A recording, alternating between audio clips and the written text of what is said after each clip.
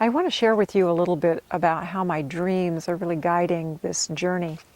When we got to the Cathar area, southern France, near Rennes-le-Château, Montségur, some of those very well-known and famous sites, there's so much to see. Figuring out where to go first is quite challenging, or next, very challenging. So I decided to let my dreams continue to guide me. And in fact, with Montségur, which I didn't know was going to be a really prominent place for me to visit, my dad came to me during a full moon ceremony that I was doing here, and he said, "Have you been to the citadel yet?" And I couldn't figure out which citadel. There are several fortresses around here. And so later, as I was waking up in the morning, what I heard was the dagger of Montségur. So I knew that was the fortress to go to. I still don't know what the dagger is about. I'm open to any insights anyone has about a dagger of Montségur. So I went to Montségur and had some past life memories about being a crusader.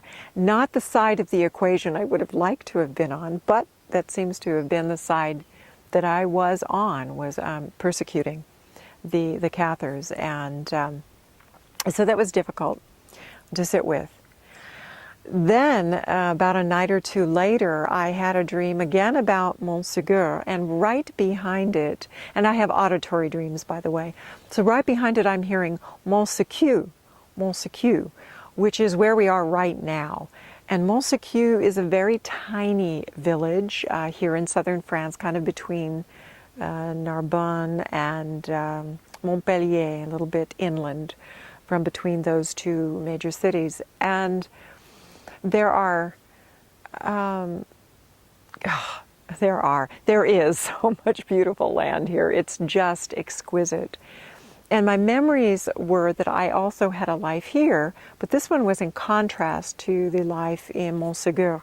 This life was about aiding Cathars and people of other beliefs in being protected from the inquisitors, and I chose some apparently very unique ways of doing that. So two very different lives that have shown me aspects of my karmic journey, one balancing out the other, as I learned through those lifetimes to find patience and tolerance for the beliefs of others, to live and let live, that we really can allow for various religious beliefs and personal beliefs.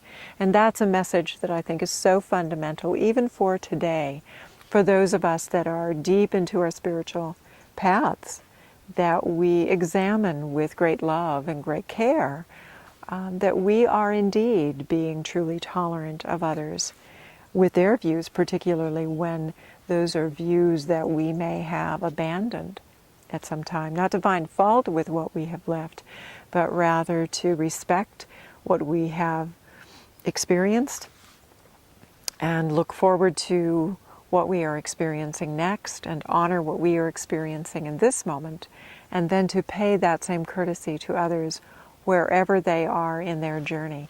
And that's really been the big lesson that has come forward for me through those beautiful dreams, guiding me to these places where I would have memories and where I would reconnect with the significance of that lesson for my own life personally, and hopefully is something that I can invite others to consider in their own lives, and maybe even for you.